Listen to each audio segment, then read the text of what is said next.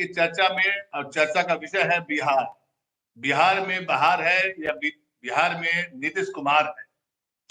चर्चा इसलिए कि पूरी मीडिया, पूरा देश, हर राजनीतिक दल आज बिहार को लेकर चिंतित है, कुछ आशान्वित है, किसी में ज्यादा एक्साइटमेंट है।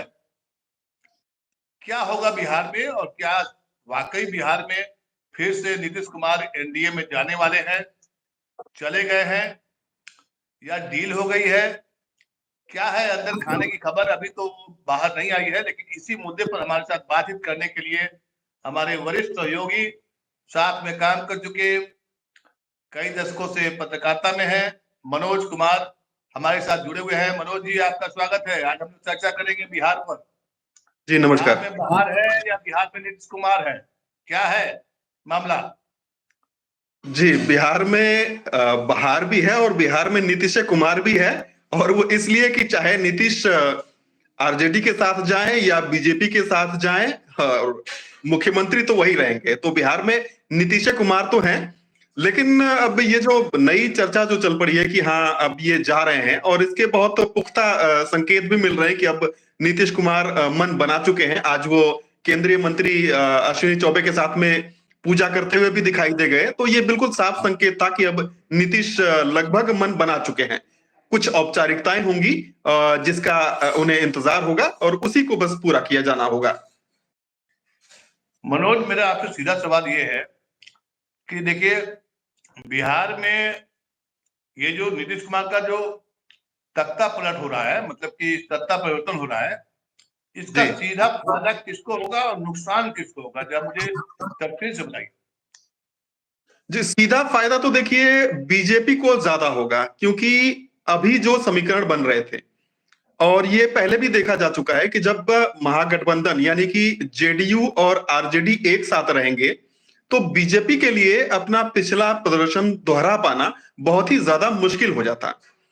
बिहार में 40 लोकसभा की सीटें हैं, और अगर नीतीश कुमार आरजेडी के साथ ही रह जाएं, तो महागठबंधन अकेले 30 से 35 सीटें तक जीत सकता था। बीजेपी की हालत बहुत उस समय खराब होती। लेकिन वही जब नीतीश कुमार बीजेपी के साथ जुड़ जाएंगे, तो फिर आरजेडी के लिए काफी मुश्किल होगा। वो शून्य से उठ के एकदम से 20 या 25 नहीं जा सकती। वो शून्य से जाएगी तो बहुत जाएगी तो 10 जाएगी। इधर जो है कि नीतीश कुमार अगर बीजेपी के साथ में आते हैं, तो वो लोकसभा में कम से कम 30 सीटें तक भाजपा की पक्की हो जाएंगी। तो ये फायदा जो है वो भाजपा को बड़ा है। दूसरी बात यह है कि नीतीश कुमार अब उम्र उनकी हो ही गई है, तो उन्होंने जैसा कि कहा भी था कि वो महागठबंधन में जब आए थे तो कहा था कि अगला चुनाव वो तेजस्वी यादव की अगुवाई में लड़ेंगे। यानी वो मन बना चुके हैं कि अगली पारी वो नहीं खेलेंगे, ये उनकी आखिरी पारी है।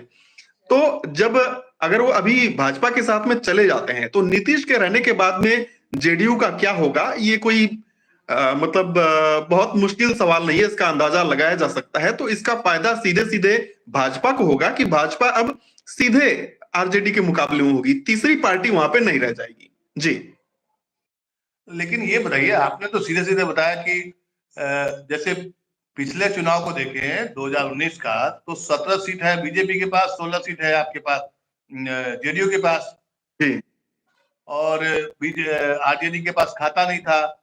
लेकिन परिवर्तन बहुत कुछ हुआ है। जब पहली बार तेजस्वी डिप्टी सीएम बने थे, तो वो नीतीश के साए में थे, है ना? नीतीश ने उनको बनाया था, जी, तो वो इमर्ज किए थे। डिप्टी सीएम लायक थे नहीं, लेकिन उनको डिप्टी सीएम बना करके उनको राजनेता बनाने का प्रयास किया गया था फर्स्ट टाइम। जी, सेकेंड टाइम में सीन चेंज हो गया है मनोज। ऐसा जी, लगा कि नीतीश कुमार की मजबूरी हुई, जब उनके पार्टी को तोड़फोड़ कर रहा था, तोड़फोड़ कर रही थी बीजेपी, उससे घबरा करके वो भागे और फिर लालू के शरण में गए, और फिर लालू के साथ मिल करके जो सरकार बनाई। और इस बार जो सरकार बनाई, उसमें तेजस्वी शैडो में नहीं बल्कि मुख्य भूमिका में दिखाई देते हुए नजर आए।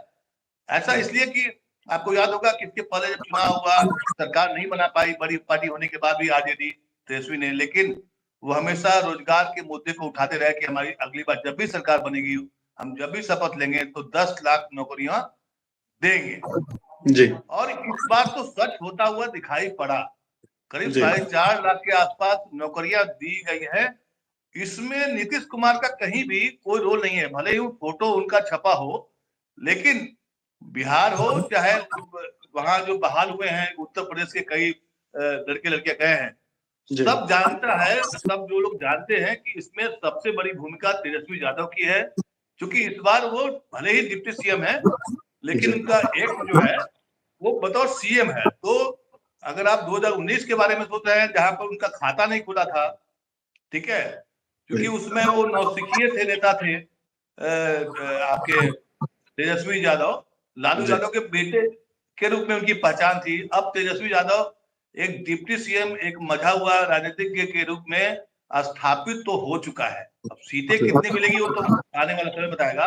ऐसे में आपको नहीं लगता है कि नीतीश कुमार के साथ में बीजेपी की मजबूरी थी और नीतीश कुमार इसी को भाग गए? या एक और बात हो सकती है कि ऐसा लगने लगा था कि ये जो बहालियां नौकरियां जो दी जाने लगी, उसमें एक तरह से क्रेडिट तेजस्वी को मिल रहा था, और जैसे पिछली बार वो नीतीश जी भाग गए थे लालू जी को छोड़ करके, इस बार ऐसा लग रहा था कि लालू जी कहीं तख्ता पलट न कर दे। क्या है अंदर खाने में, क्या लगता है आपको? ये अचानक अच्छी खासी सरकार चल रही थी तो फिर अचानक बदलाव कैसे आ गया? हमने क्या लगता है आपको? मूल नीतीश कुमार को समझना तो बड़ा आसान काम नहीं है, लेकिन इतना तो समझ गया लोग कि वो दल बदलू है, इसमें दो राय नहीं है जी। लेकिन अचानक ऐसी क्या बात आ गई कि बीजेपी को भी जरूरत पड़ गई और नीतीश कुमार भी पटना लपक लिए? इसमें सबसे बड़ी वजह तो मुझे यही लग रही है कि नीतीश कुमार अपनी राजनीतिक पारी का एक जो एक उसको कहेंगे कि एक अच्छा अंत चाहते होंगे। आरजेडी के साथ में इनके पास में अभी मुख्यमंत्री तो बने रहेंगे, ये इनकी पार्टी भी ये बनी रहेगी, लेकिन जो आगे वाला भविष्य है कि मतलब कि बिहार के सीएम के बाद क्या, तो वो इनको महागठबंधन में रहते हुए कहीं पर नहीं दिख रहा है। भाजपा के साथ में ये जाते हैं तो इनको काफी सारी चीजें मिल सकती हैं, जैसे कहीं राज्यपाल बना दिए जाए या किसी और बड़े संवैधानिक पद को दे दिया जाए, तो नीतीश के लिए ये हो सकता है। दूसरा, भाजपा जो इनको अपने साथ में जोड़ना चाह रही है तो उसे सिर्फ और सिर्फ चुनावी फायदा अभी मिल रहा है, और जो कि उसकी सबसे बड़ी जरूरत है। तो इन दोनों चीजों ने इन दोनों को एक साथ में आने के लिए मजबूर किया है, मुझे ऐसा लगता है। और इसीलिए जबकि गृहमंत्री अमित शाह जी खुद कह चुके थे कि अब नीतीश के लिए दरवाजे बंद हो चुके हैं, बिहार की लीडरशिप लगातार कह रही थी कि नहीं अब उनके लिए दरवाजे बंद हैं, और अब वो दरवाजे खोले जा रहे हैं। तो एक दूसरे की मजबूरी है, भाजपा के लिए जरूरी है, नीतीश कुमार मजबूरी है। तो ये एक तरह से दोनों की जरूरत है आपस में। और दूसरा ये कि नीतीश कुमार की जो पूरी राजनीति रही है वो हमेशा से आरजेडी के खिलाफ ही रही है, उसी के खिलाफ बोलकर उनकी राजनीति अभी वो चल रही है, और करीब 2 दशक से वो मुख्यमंत्री बने। तो ये तो जाहिर है कि आरजेडी के साथ वो बहुत सहज नहीं रहे हैं। कई बार तेजस्वी यादव ने खुद भी बोला है कि तेजस्वी के मंच पर होने के बावजूद नीतीश बोल देते हैं कि 2005 से पहले क्या हुआ। तो ये बात तो है ही है कि नीतीश कुमार के पास में आरजेडी के साथ जुड़े होने का कोई बहुत मजबूत तर्क नहीं है, इस वजह से भी शायद वो अनकंफर्टेबल रहते रहे हों। जी हाँ, लेकिन ये बताइए कि आप बार बार जो सत्ता परिवर्तन करते हैं तो इससे क्या छवि बनती है नीतीश कुमार की? जैसे पहले एक छवि थी सुशासन बाबू, है, जी हम सब लोग उनको सुशासन बाबू, भारत में इतने 36 राज्य हैं लेकिन एकमात्र मुख्यमंत्री जिसका नाम था सुशासन, सुशासन बाबू। जी सुशासन बाबू सरकते सरकते अब कहाँ सरक गए हैं? राजनीति की, अगर राजनीति में नैतिकता की बात तो होती नहीं है, लेकिन ऐसा नहीं है कि हम लोग उसको भूल जाएंगे या इतिहास भूल जाएगा। इतिहास में दल बदलू होना, पलटू होना एक कहावत होती थी पहले, लेकिन जी ये शब्द किसी व्यक्ति के साथ जुड़ जाए तो आपको नहीं लगता है कि ये आने वाले समय में ऐसे व्यक्ति को राज्यपाल भी, जैसे राज्यपाल किसको बनाया जाता है? पार्टियां देखती है ना, कोई भी पॉलिटिकल पार्टी होती है जी तो वो देखती है कम से कम इस तरह का कैरेक्टर के लोगों को नहीं बनाया जाता है। आप कभी हाल फिलहाल में देखिए, मुझे तो ऐसा नहीं दिखाई पड़ता है कि एकदम राजनीति में जो निम्न स्तर पर चला गया हो, क्योंकि राजनीति का सबसे निचला स्तर कहेंगे ना, दल बदल बनाने, दल बदल कानून बना था कि आप इधर से उधर नहीं होंगे, और आप स्वच्छ राजनीति की बात कर रहे थे, नीतीश कुमार को ईमानदार पॉलिटिशियन कहा जाता है जी। ना। लेकिन सवाल है कि इस ऐसे ईमानदार पॉलिटिशियन को आखिर सत्ता क्यों चाहिए, ये सवाल है। आप बताइए मुझे कि इनको कुर्सी से क्यों चाहिए, क्या है कुर्सी में इनका?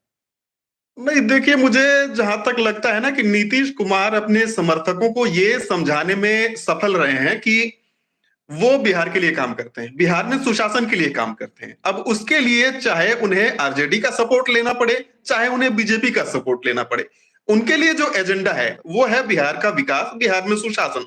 तो नीतीश कुमार कहीं ना कहीं ये तो समझा ही ले जाते हैं कि वो सुशासन के लिए कर रहे हैं, क्योंकि मुख्यमंत्री तो वही रहते हैं, चलेगी तो उनकी ही, नीतियां तो वही बनाएंगे। ठीक है, थोड़ा बहुत प्रभाव जरूर पड़ेगा कि कौन साथी है, कौन सहयोगी है, तो उसकी वजह से मतलब कुछ थोड़े बहुत जो है कि बदलाव होंगे, लेकिन जो क्रेडिट होता है वो नीतीश कुमार के साथ में जाता है।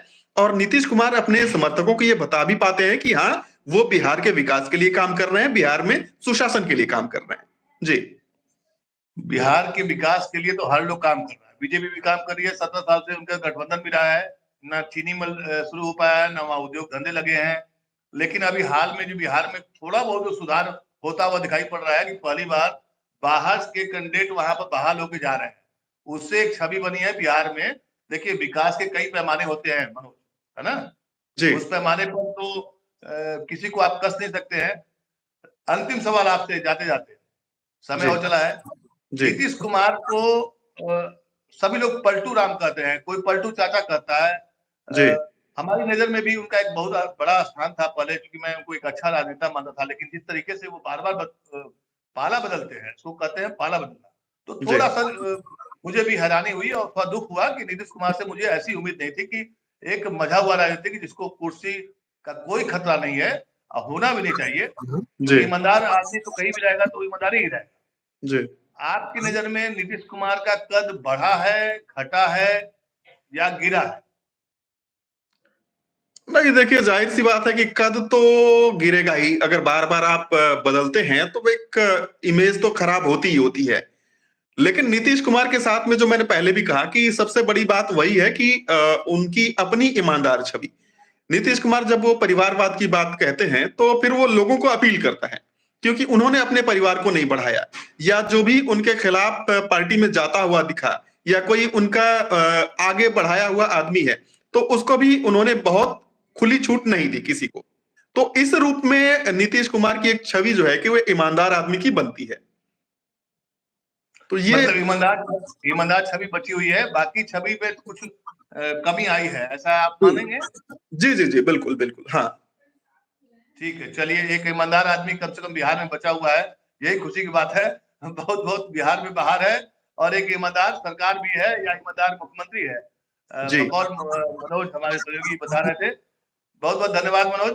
आपने बहुत बढ़िया बातचीत किया, बहुत बढ़िया विश्लेषण किया, और इसमें दो राय नहीं कि नीतीश कुमार के सारे कैरेक्टर में एक जो कैरेक्टर अभी भी बचा रह गया है वो है ईमानदारी। जी। धन्यवाद मनोज, बहुत बहुत धन्यवाद। आप सभी जी। का भी बहुत बहुत धन्यवाद। बहुत बहुत धन्यवाद।